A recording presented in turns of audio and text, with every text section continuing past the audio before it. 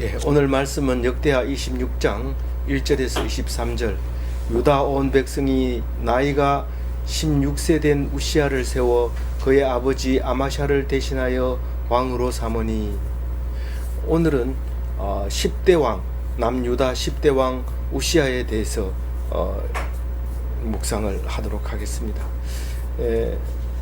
우시야는 아버지 아마샤를 대신해서 왕이 됐습니다. 우리는 열왕기를 읽으면서 왕들의 삶이 우리의 삶과 똑같다 하는 것입니다. 그래서 열왕기를 읽을 때는 우리 이야기를 하고 있구나, 그렇게 읽어져야 될 것입니다.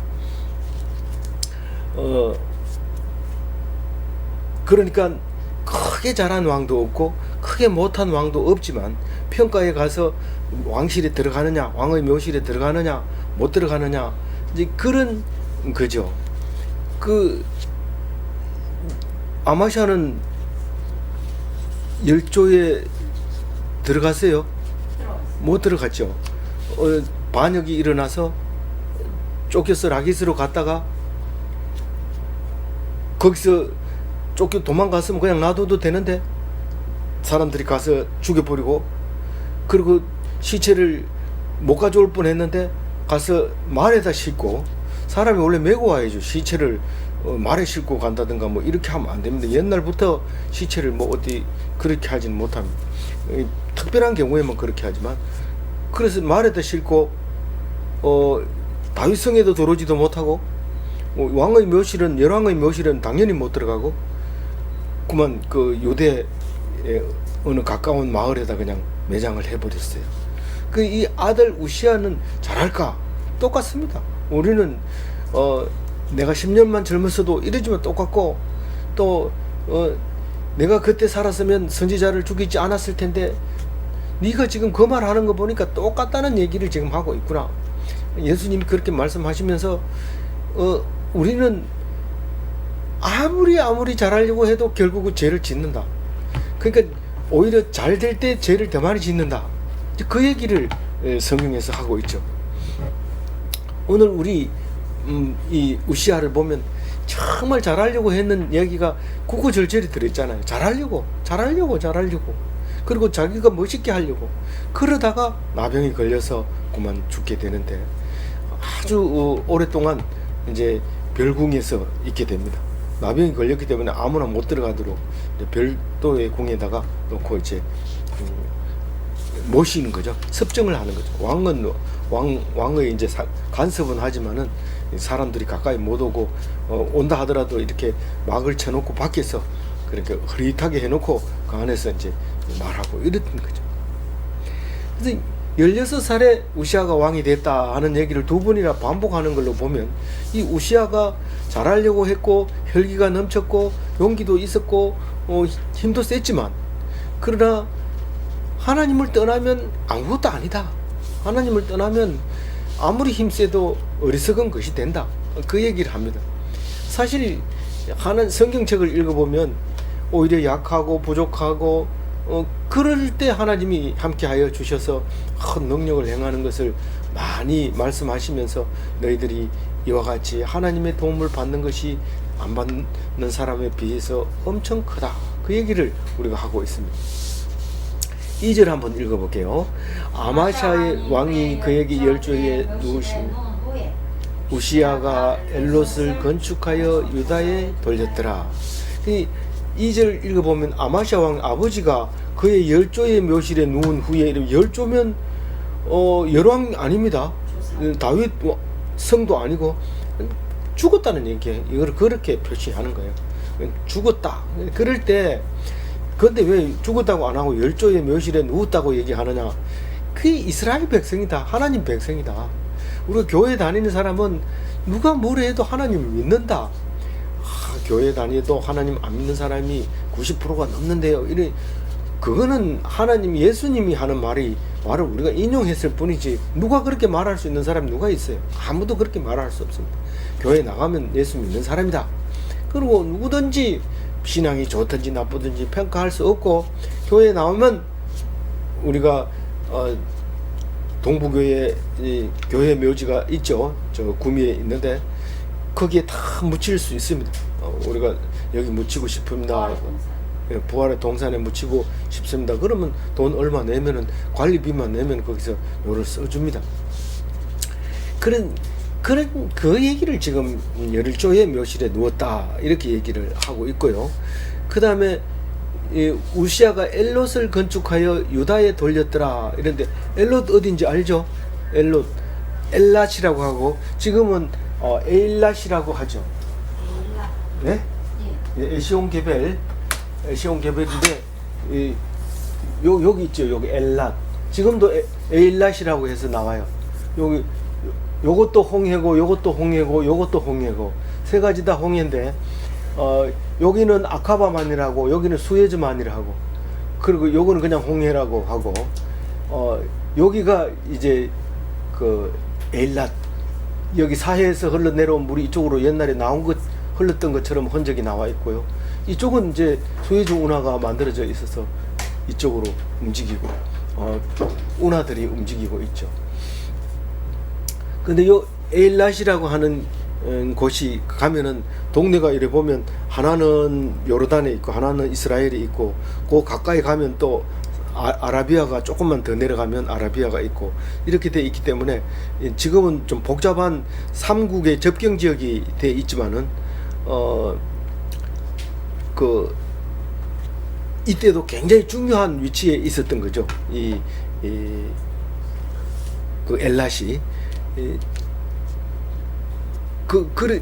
그곳에다가 그 전에 솔로몬 시대 때는 거기서 뭘 했어요?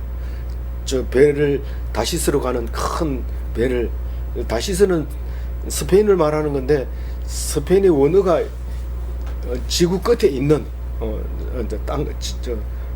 바다 끝에 있는 이런 뜻입니다. 그래서 그걸 그대로 썼어요. 그러니까 원양 배를 만들어서 오빌에 가가지고 금을 채취해 왔던 그 솔로몬이 그거는 그 지중해에서 배를 잘 만드는 사람이 도와줘서 그렇게 한 거고 나중에 이제 그 아합 왕조에서 남북이 협작해가지고 거기서 또 배를 만들어서 한번 보내려 했는데 깨져버리는 실패하는 거예요.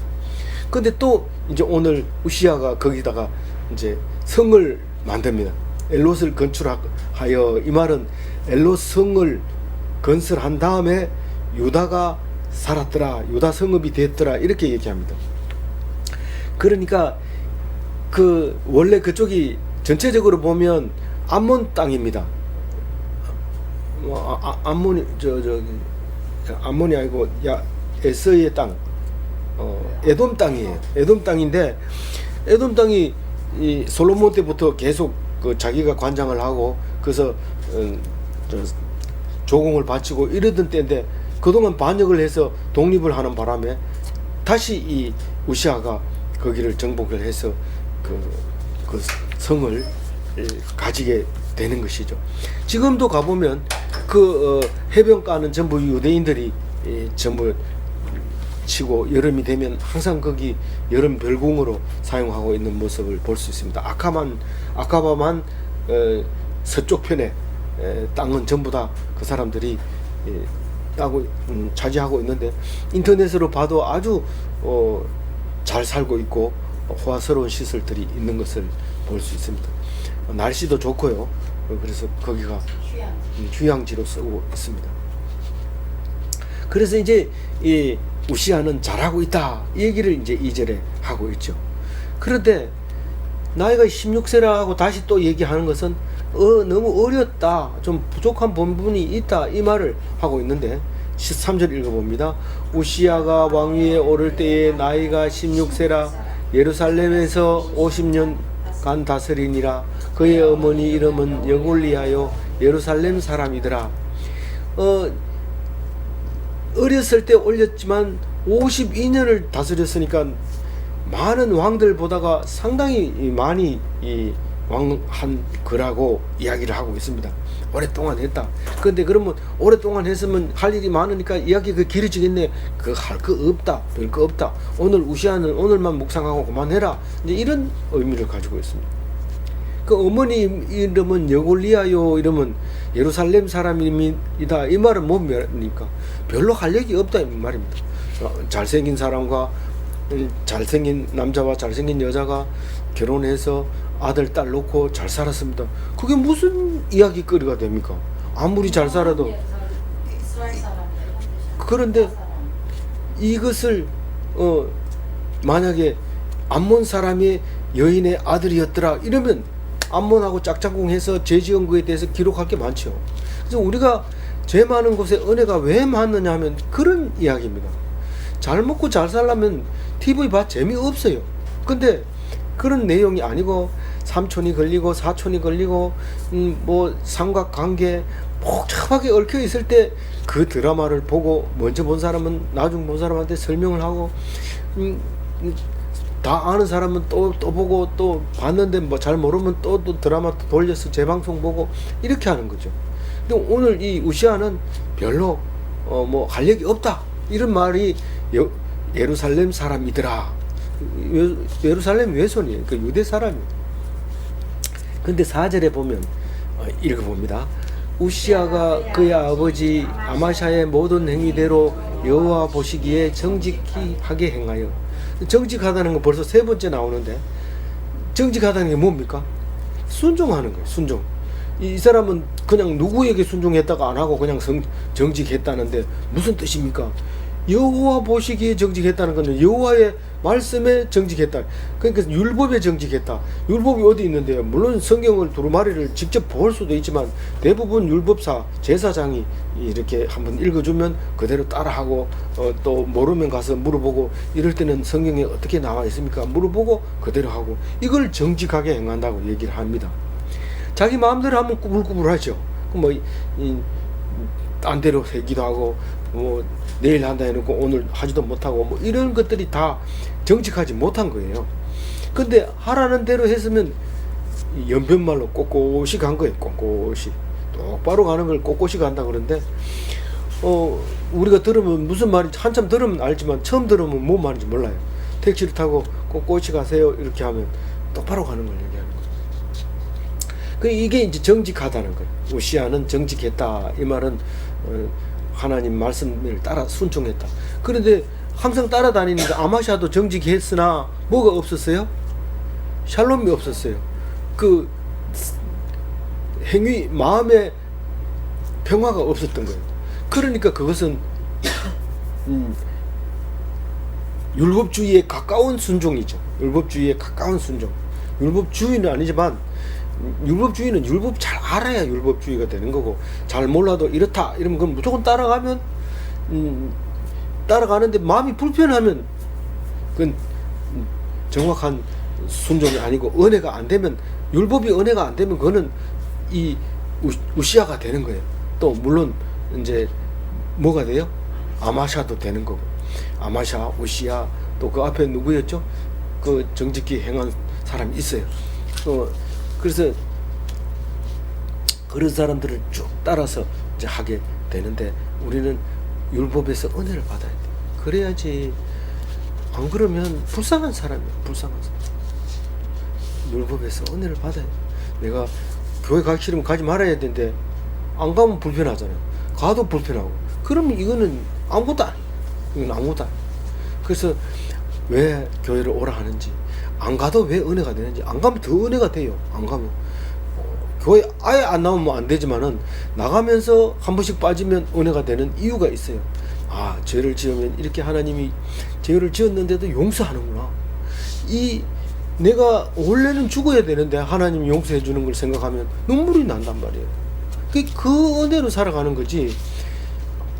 한 번 빠진 사람 보고 정죄하고 안 빠진 사람이 그럼 그 자기가 죄를 짓는 줄은 모르고 나는 잘 믿는데 니는 왜 못 믿냐 이런 죄를 짓는 거. 남을 정죄하는 죄를 짓게 되는데 아주 위험한 죄고 좋지 않은 죄이기 때문에 그러니까 일이 있으면 빠지세요. 그러나 뭐 일이 있어서 못 나오는데 상대방은 열심히 나온 사람은 욕하기 때문에 그 사람이 죄를 짓는 거예요. 사실은 내가 빠졌었기 때문에 내가 죄를 져야 되는데 하나님은 나를 용서해 주셨으니까 너무 기쁘고 그 사람은 나를 정죄하니까 그 사람이 죄를 짓는 거예요.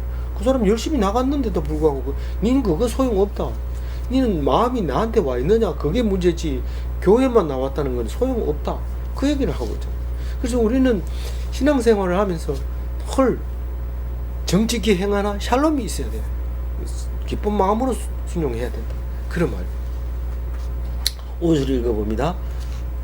하나님의 묵시를 밝히는 하나님을 찾았고 그가 여호와를 찾을 동안에는 하나님이 형통하게 하셨더라. 율법주의는 스가랴가 없어도 율법을 계속 가지고 뭐 10개 중에 5개만 가지고도 얼마든지 율법주의로 살 수 있어요. 그걸 가지고 막 잣대를 갖다 대고 사람들을 정죄하고 자기도 그 길로 가고, 이게 율법주의. 그러나 이 사람은 그게 아니라 스가랴라고 하는 선지자를 통해서 말씀을 계속 공급받고 그대로 순종하고 뭐 모르는 거 있는 것은 물어보고 이랬을 때는 정직했지만은 그렇지 않을 때는 정직하지 않았다는 얘기를 5절에 하는데 않았다는 말이 어디 있어요? 뒤에 있어요. 뒤에 있는데 여기서 그 말을 충분히 이해할 수 있는데 스가랴가 사는 날에만 하나님을 찾았다는 거예요. 스가랴가 없으면 성경 읽기 싫고 그게 무슨 뜻인지 모르고 생각하려니 골 아프고 그냥 가서 물어보면 되는데, 이럴 때는 어떻게 해야 돼요? 이러면 되는데 그 골 아프니까 안 읽는 거죠. 그 나중에 스가랴가 죽고 나면 그만 지멋대로 생각하는 거예요. 그래서 하나님을 떠난 거예요. 그래서 우리가 교회 열심히 다니는 거는 스가랴가 살아있을 때 성도구나, 순종을 잘하는구나. 스가랴 죽어봐야 네가 제대로 하나님을 만났는지, 너의 하나님을 만났는지 우리의 하나님을 만났는지 알 수 있지. 이렇게 되는 거죠. 그래서 오늘 이 5절의 뉘앙스는 그래요. 살아있을 때만 찾았고 안 살아있을 때는 떠났다, 이런 말을 내포하고 있는 거예요. 그런데 왜 이 얘기를 그래 단도직입적으로 얘기 안 하냐? 지금 그 얘기 쓰려고 하는 게 아니라 이 사람이 순종할 때 받은 형통에 대해서 얘기하려고 한다. 자기 마음에 샬롬이 가지고 순종하나 안 가지고 순종하나 열심히 믿으면 복을 받는다. 그게 복이라고 표현했지만 성경은 지금 형통하게 하셨더라, 이 말을 하고 있습니다. 왜냐하면 전쟁 나갈 때 어떻게 해라, 뭐 어디 갈 때 어떻게 해라, 그렇게 다 스가랴가 말해 주니까 자기는 그게 그렇게 살 수밖에 없는 거죠. 6절 읽어봅니다. 우시아가 나가서 블렛 사람들과 싸우고 가드 성벽과 야보네의 성벽과 아스돗 성벽을 헐고 아스돗과 블레셋 사람들 가운데 성읍을 건축하며, 이 6절 말씀은 오른쪽에 지도가 있는데요. 거기 가드, 블레셋, 그 다음에 아스돗 요거는 나옵니다. 근데 야보네는 안 나오는데 어딘지 정확하게 몰라요. 왜냐면 한 군데밖에 안 나왔기 때문에. 그래서 어쨌든 지금 말하고 있는 가자지구, 그거가 전부 가자는 밑에 가사라고 해가지고 가자가 따로 있지만 그게 이제 점점 사람이 많이 살기 시작해서 지금 가자지구로 영역을 가지고 있지만 어쨌든 그 부분이 다 그쪽이었어요.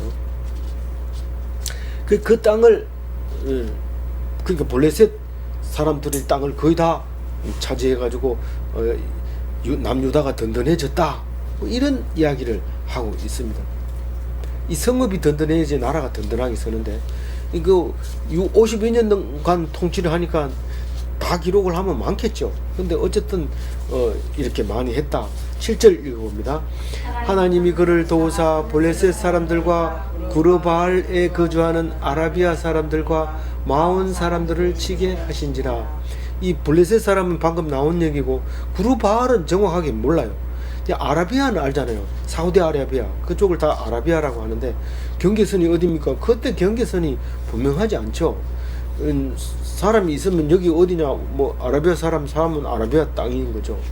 지금처럼 철책치고 뭐 군인들이 지키고 경계선이 뭐 그 비무장 지대가 몇몇하고 뭐 이렇게 그런 거 안 하거든요. 근데 마온 사람은 나와요. 마온 사람은 어디냐면 아비가일의 남편 나발이 있었어요. 말할 줄 몰라가지고 나발을 부르다가 그만 다윗한테 혼나잖아요. 죽어버려요. 죽어버리니까 그 여자로 그만 데리고 다윗이 살잖아요. 그 아비가일에게서 아비가일 이 다윗에게 낳은 자식들이 있잖아요. 그게 이제 그 광야 남쪽인데 광야라고 하면 뭐 어디를 얘기하냐? 유대 광야를 얘기하는 겁니다. 그러니까 지금 보엘세바 있는 그 부분을 다 유대 광야라고 얘기를 해요. 지도 한번 볼까요?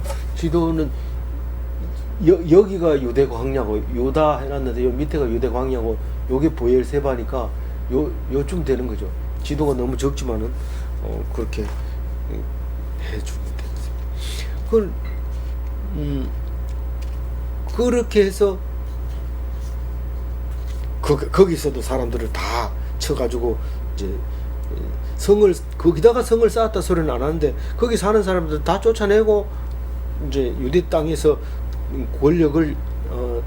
권리를 되찾았다, 이런 말을 가지고 있어요. 그럼 8절 읽어봅니다. 조공을 바치매 우시야가 매우 강성하여 이름이 애굽 변방까지 퍼졌더라. 그 옆에 이제 암몬과 모압이 있었는데 모압 얘기는 안 나오지만 그 모압은 암몬보다 훨씬 적었어요. 그래서 암몬이 더 커서 지금도 암만이 있죠. 암만이 있는데 애굽 변방이라고 하면 애굽 시내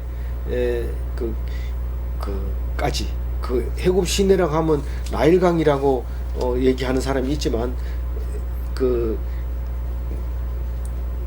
사이에 강이 하나 더 있습니다. 이 나일강은 여기 있지만은 애굽강은 이걸 애굽강이라고 말하는 경우가 있으니까 이쪽까지는 이제 다 유다가 차지하고 함부로 침범하지 못했다, 유다 땅이었다, 이제 그런 말을 하고 있죠. 그 다음에 9절 읽어야 되죠. 우시아가 예루살렘에서 성 모퉁이 문과 골짜기 문과 성구비에 망대를 세워 경고하게 하고, 이제 온 땅에 이제 이름이 나 있어요. 이제 그 유다가 지금 강성해졌다 한 소문이 벌써 많이 났어요. 그럴 뿐만 아니라 이제 예루살렘 성도 굉장히 튼튼하게 이제 정비를 했어요. 성 모퉁이라고 하면은 그 바로 아마샤가 아버지가 아마샤입니까? 아버지가 그 북이스라엘과 싸우다가 붙잡혀 버렸잖아요. 붙잡혔는데 붙잡혀서 죽었거나 북으로 끌려갔으면 괜찮은데 이거를 포성줄에 묶어가지고 예루살렘으로 들어옵니다. 예루살렘 사람들이 기가 막히죠. 우리 왕이 이 포성줄에 붙잡혀서 우리 성으로 들어온다는 걸 생각하면 임금도 왕도 얼굴 들기가 어렵고 그렇잖아요. 그래서 이제 들어와가지고는 더 모멸감을 주는 것은 그 성벽을 헐었는데 그 모퉁이에서 에브라임 문까지 이렇게 200m를 허는 이야기가 어제 했잖아요. 그때 그 모퉁이, 이 성 모퉁이 문이 바로 이 문이란 말이에요. 그때 헐었으니까 지금 그 아들이 이제 견고하게 세운 거죠. 이 골짜기 문은 기온샘 서쪽에 있는 것 같아요. 이 성문에 대해서는 제가 한 20가지 된다 그랬죠. 문이 굉장히 많습니다. 예수님이 올 때까지 뭐 양문, 어문, 마문 뭐 이런 것, 영문 뭐 이런 거 다 얘기하면 숫자가 또 굉장히 많아집니다. 그러나 그걸 정확하게는 모르고 이거 한 절 가지고 그냥 유추해 내는 거죠. 유추해도 그냥 근본 없이 그냥 하면 안 되는 거, 다른 거 하고 연결되는 거고, 오직 유일하게 나온 거는 그냥 넘어가야 돼요. 여기만 나올 때는. 그 성구비의 망대를 세운 거는 모퉁이하고 구비하고 어떻게 다르냐면, 모퉁이는 거의 직각으로 꺾였을 때는 모퉁이라고 하고, 이게 성을 둥그렇게 둘러싸면서 이렇게 성을 세웠을 때는 성구비 망대라고 이렇게 말하는 것 같아요. 그래서 그 성을 이렇게 그림을 그릴 수 있어요. 구절을 읽으면 성 모퉁이 문, 골짜기 문, 성구비 문 이렇게 해서 그림을 만화 그리는 사람한테 얘기하면 이렇게 잘 그릴 수 있을 것 같아요. 그 다음에 10절 읽어봅니다. 이를 많이 파고 고원과 평지에 가축을 많이 길렀으며 또 여러 산과 좋은 밭에 농부와 포도원을 다스리는 자들을 두었으니 농사를 좋아하였더라. 이 사람이 하는 일 전체를 봐도 싸움보다는 그래도 농사를 좋아하는 것 같아요. 그래서 광야에다 망대를 세우면은요, 사실은 전쟁은 할 때는 별로 도움이 안 됩니다. 그 광대에서 광야에서 망대를 세워놔봐야 물론 이제 봉화불을 올리면은 뭐 이쪽에서 들을 수 있고 이러지만 군대가 온다 하면은 그 이쪽까지 성까지 전달이 안 되기 때문에 전쟁할 때는 그 별로 도움이 안 됩니다. 그러나 농사 짓는 땅을 쳐들어오는 사람들은 그 망대에서 딱 지켜보고 있다가 연락이 가면 그걸 막을 수 있고 뭐 이런 여러 가지 이유가 있습니다. 그래서 농사를 좋아했다 이런 뜻은 전쟁은 그렇게 좋아하지 않는다. 그러나 땅은 자기가 알뜰하게 해서 성을 지키고 튼튼하게 해서 영역을 넓혔다. 이런 뉘앙스를 주고 있죠. 이 물웅덩이는 우물을 말하는데 이 사람이 먹는 우물도 중요하지만 식물도 먹어야 되고 동물도 먹어야 되기 때문에 웅덩이를 많이 파야 되는 거죠. 그래서 우물도 많이 파고 또 고원과 평지의 가축을 많이 길렀으며 이 높은 지역도 있고 낮은 지역도 있고 골짜기도 있고 산도 있고 있는데 거기다가 뭐 땅은 손 안 대도 돼요. 가축을 기를 때는 가축 그냥 방목해 놓으면 지키기만 하면 되니까 그때에다가 많이 길렀고 사실 그 염소나 뭐 양 같은 거 이런 것들은 멀리서 보면 잘 안 보여요. 그 땅 색깔하고 비슷한데 가까이 가보면 막 염소 떼들이 골짜기에 가득한 때가 있어요. 한번 가서 보면 그걸 발견할 수도 있고 안 할 수도 있는데 그게 있어요. 그래서 산과 밭에는 포도를 심고 농부들이 그걸 지키고 그렇게 했었다 얘기를 합니다. 목가적 풍경이죠. 멋있어, 조용하고 평안하고 그렇습니다. 어쨌든 하나님의 말씀을 따르면 이런 은혜가 있다. 그런데 그 군사는 그럼 하나도 없었느냐? 그렇지 않다. 있었는데 11절 읽어봅니다. 우시야에게 또 싸우는 군사가 있으니 서기관 여이엘과 병영장 마세야와 직접 조사한 수요대로 왕의 지휘관 하나냐의 지휘하에 속하여 떼를 지어 나가서 싸우는 자라. 그 누가 싸우는 군사가 싸우는 잔대 누구냐면 여이엘. 싸우는데 서기관이 왜 필요합니까? 이건 안 싸운다는 뜻이에요. 서기관이 사람 명단을 쭉 적어서 매월 월급 주면서 그냥 놀게 하고 훈련시키고 평소에 그냥 훈련하는데 뭐 강력한 훈련도 아니고 민방위 훈련처럼 가서 시간만 때우고 신문 보다 오면 돼요. 근데 그 이름 적으려면 서기관이 있어야 돼요. 병영장은 이제 서기관은 명단 작성만 하고 병영장은 이제 사람들 확인하고 이제 눈 맞추고 그래서 이제 그 사람 긴급 상황에서 그 사람들이 말을 잘 듣도록 하는 책임을 가지고 있죠. 직접 조사한 수요대로 이 말은 무슨 말일까요? 점호를 해야 돼요.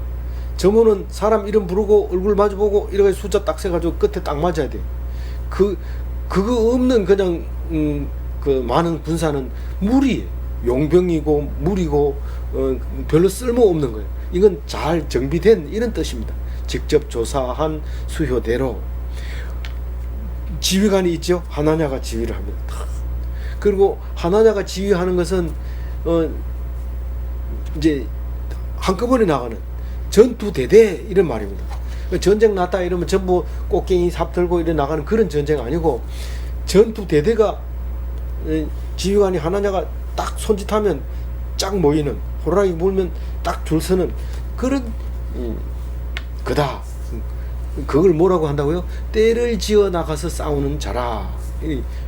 그 부대가 하나 있고. 근데 그 규모를 이제 설명을 하려면 12절 같이 읽어봅니다. 족장의 총수가 2600명이니 모두 큰 용사요. 많은 병사가 2600명의 족장을 가지고 있다 이 말입니다. 족장이 2600명이고 병사들은 30만 7,500명이라고 말하고 있죠. 그 30만 7,500명의 족장이 2,600명이다. 족장이 뭔데요? 그냥 우두머리를 족장이라고 하는 거예요. 그 용사는 그냥 용맹한 군사를 말하는 거고. 13절 읽어봅니다. 그의 휘하의 군대에 30만 7,500명이라 건장하고 싸움에 능하여 왕을 도와 적을 치는 자이며. 보통 30만 명이며 이러면 좋겠는데 왜 7,500명을 거기다 더 붙였을까요? 그렇게 정확합니까? 명단 있습니까? 뭐 이렇게 물을 수도 있는데, 우리는 꼭 똑똑하거나 확실한 것만 가지고 살아가는 건 아닙니다. 음악 이런다고 하면 그 내용이 분명하고 확실하고 음률이 확실하면 그게 노래가 되는 게 아닙니다. 아니, 제가 노래를 듣다 보면은 뭐 좌우지 장지지 이런데 그게 도대체 뭔 소리인지 아무리 사전 찾아봐도 없어요. 그건 누가 얘기하는 사람도 없고, 이게 그런 거나 마찬가지입니다. 알 수 없는 소리인데 그걸 즐겨서 부르던 말이죠, 숫자가. 그래서 그거하고 비슷한 게 어디 있어요? 5만 70명. 그게 대표적인 말이죠. 괴를 들여다봤다고 5만 70명이 죽었다. 5만 명이면 5만 명이고 70명이면 70명이지 5만 70명이 죽인 게 뭡니까? 한 사람이 5만 사람이 다 죽었는 그 70명밖에 안 되니까 그런 거 아니냐? 그런 말하는 사람도 있어요. 어쨌든 이게 그냥 입에 붙었어요. 몇 명 죽었는데 70명이라든가 80명이라든가 이게 아니고 몇만 명 죽었다던데 그게 아니고 5만 70명. 그거는 외울 수 있겠죠. 그게 그런 식으로 성경은 우리에게 또 얘기를 하기도 한다. 이제 그 말을 가지고 자꾸 따지면 안 돼요. 이게 30만 7,500 이게 정말 맞습니까? 이게 숫자가 뭐 30만이면 30만이지 이렇게 하지 말고 그냥 읽어보면 돼요. 14절 읽어봅니다.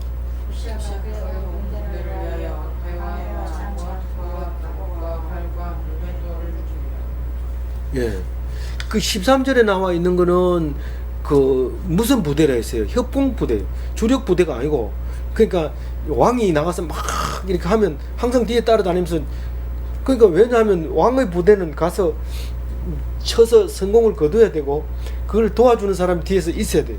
그래서 요압 장군도 이제 그 라파성을 쳤을 때 다 치고 이제 왕만 남았어. 그 왕이 방에 들어앉아 있는 걸 알고 그만 들어가서 딱 죽이면 되는데 그 요압이 안 죽입니다. 다윗한테 전화해가지고 이제 다 됐는데요 와가지고 하죠. 이러면 다윗이 와가지고 탁 가서 라파성에 가서 왕을 딱 불러내가지고 네가 우리한테 과연 덤벼든다고 이러면서 여러 사람 보는 앞에서 목을 탁 밟으면 군사들이 막 소리 지르면서 다른 성 없어요. 우리가 또 가서 싸울게요. 막 이렇게 하는 그거 있잖아요. 그래서 도와주는 대대가 바로 이제 그 13절 협공부대원들이다. 그 얘기를 하고 14절 읽어봅니다. 우시아가 14절 읽었죠. 그래서 이제 거기에 주는 그 많은 군사 물자가 있는데 방패, 창, 투구, 갑옷, 활, 물맷돌. 이게 물맷돌이 아니고 물매돌입니다. 물매돌. 이 물매돌은 이 달아가지고 동글동글한 그 모양은 바둑알 같고 크기는 밤알 크기만한 돌을 주머니에 쫙 넣어놨다가 던지면 이게 잘 모를 땐 모르지만 정확하게 맞으면 골리앗도 넘어질 수 있는 거죠. 그래서 그런 거를 그것도 잘 던지는 사람이 있고 그 잘 못 던지는 사람이 있습니다.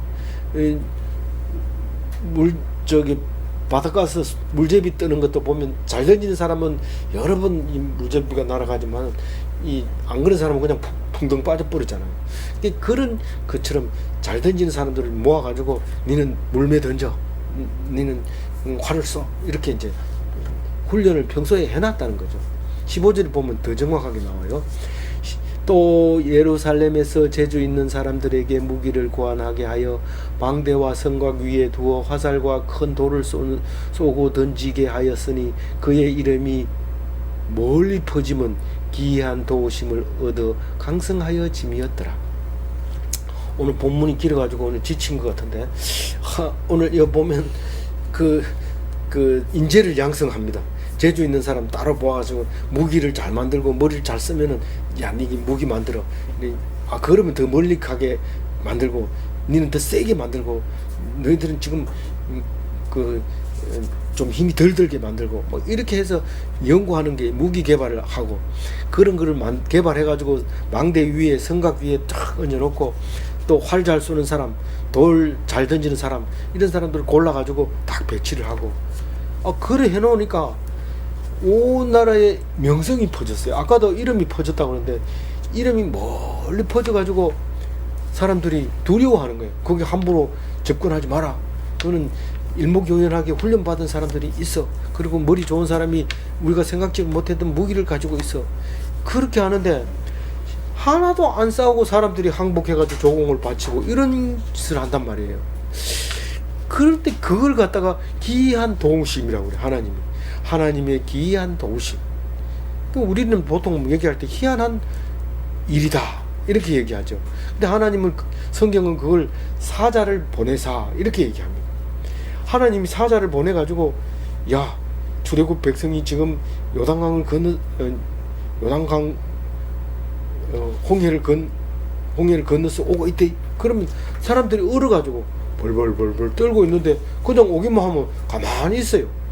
저래가 그냥 한 사람 지나가면 야 불러가 니 어디서 왔어 이러면서 막 혼내줄 텐데 그 사자가 먼저 가가지고 얘기하는 바람에 이 사람들은 그냥 가기만 하면 길을 다 비켜줘요. 그럼 똑바로 가면 돼요.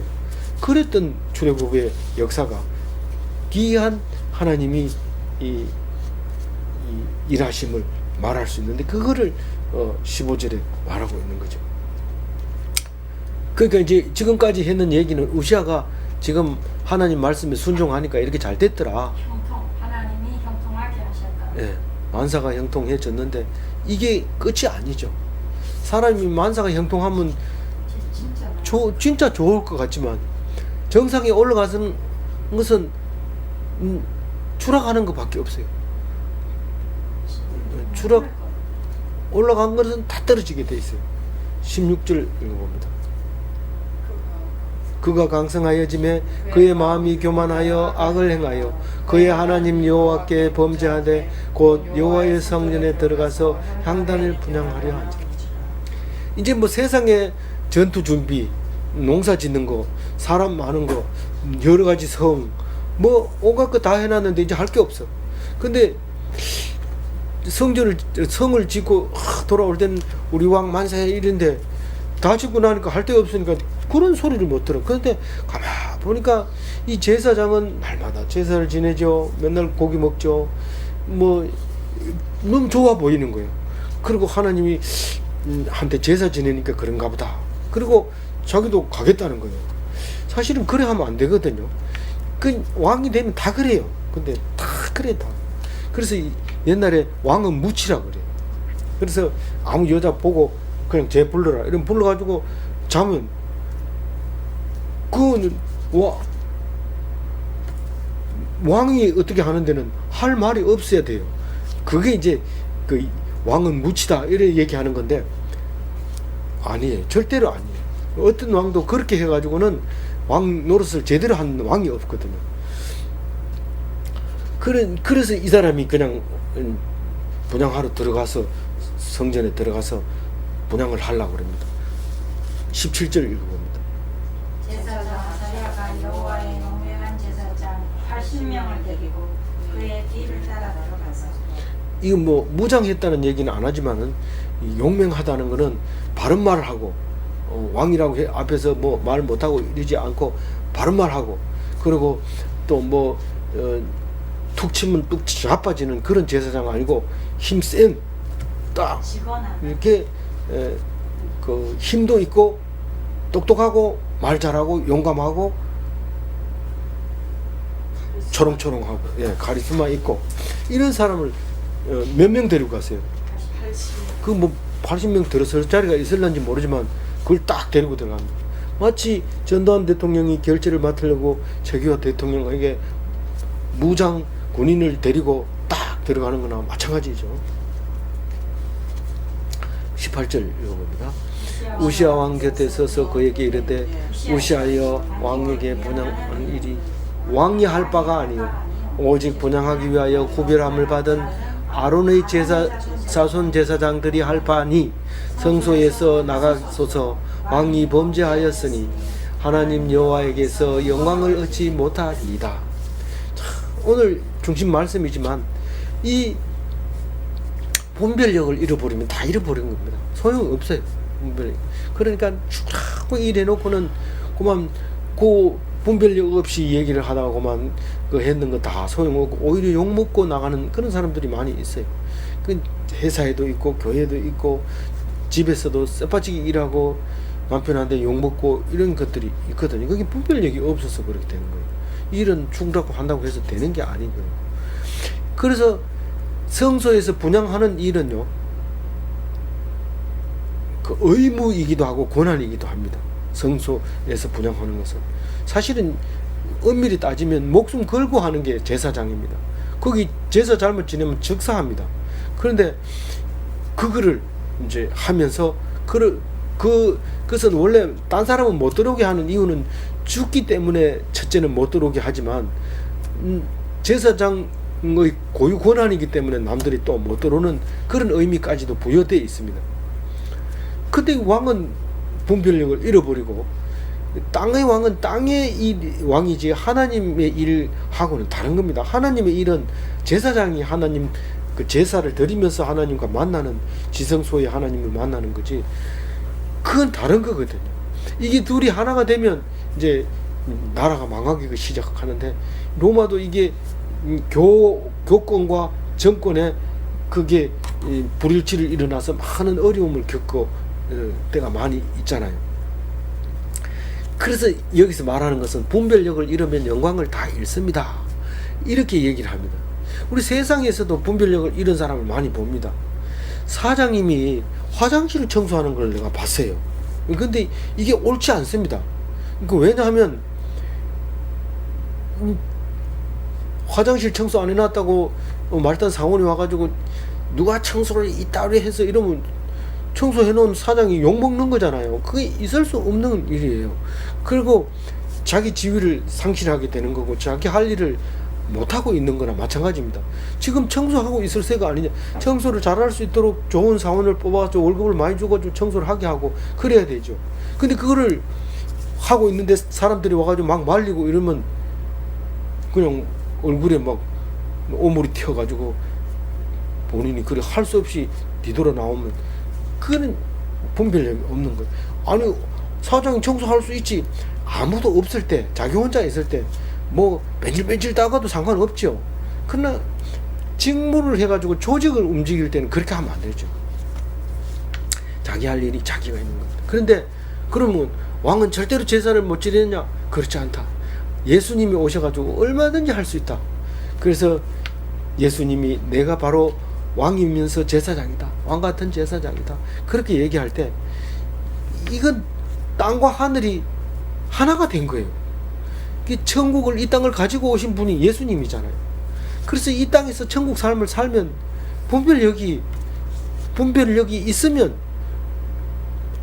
분별력이 없는 거하고 똑같아지는 거예요. 무식하면 용감하다고요.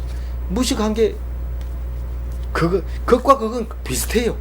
분별을 잘하는 것과 하나도 못하는 거 거의 비슷하게 되는데 예수님은 그렇게 됩니다. 바보는 때려도 히히 웃지만은 예수님은 정확하게 구분해서 때리면 웃는 거예요. 그래서 바보가 웃는 거하고 똑같이 웃는 거지만 전혀 다른 구별된 웃음이죠. 19절을 읽어봅니다. 우시아가 손으로 화를 잡고 분향하려는 화를 내니 그가 제사장의 화를 낼 때에 여호와의 한 단결 제사장들 앞에서 그의 이마에 나병이. 우리 19절 읽으면 굉장히 긴박한 상황이 그림으로 그려지고 영화로 촬영할 때도 아니야 그게 아니고 이렇게 하면서 NG를 몇 번 내면서 이걸 만들 거예요. 그렇지만은 잘 생각해 보세요. 이것은 성경적으로 읽으면 하나도 이상하지 않는 딱 틀에 잡혀 있는 꼼짝 못하는 이야기입니다. 이 사람이 왜 그냥 나갔으면 아무 문제가 없어요. 근데 내가 드리려고 하는 거 이거 그냥 드리면 안 되냐? 한번 드리고 갈게. 그렇게 하는데 못하게 하니까 화가 난 거죠. 화를 내니까 이마에 나병이 생겼어요. 그러니까 왜 못 오게 하느냐 하면 부정한 사람이 들어올까봐 제사장만 부정한 것을 구별해낼 수 있거든요. 다른 사람은 못. 이게 나병인지 뭐가 그냥 종기가 나는 아무런 종기가 그냥 났는지 그걸 구분하는 것은 제사장밖에 없는데, 그래서 제사장이 분별력을 가지고 들어가야 돼. 자기가 만약에 무슨 병이 생겨서 못 들어가요, 제사장도. 그런데 아무나 그냥 검사를 안 받고 싹 들어오니까 딱 되잖아요. 그래서 그게 이제 부정한 거예요. 속이 부정한.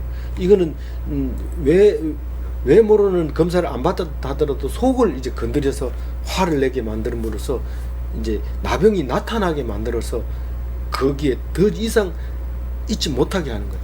그래서 우리가 화를 낸다고 하는 것은 부정한 거고 하나님 앞에 합당하지 않은 거예요. 그래서 어떤 경우에도 화를 내면 성령을 회방하는 거예요. 예배 드릴 때 막 너무 길어요 이렇게 하면 성령 회방죄에 걸리는데, 그게 이게 나병이 걸린 거예요. 그 병은 고치기가 없어요. 힘들어. 죽을 때까지 못 고칩니다. 이 사람은 결국은 이 병으로 죽어요.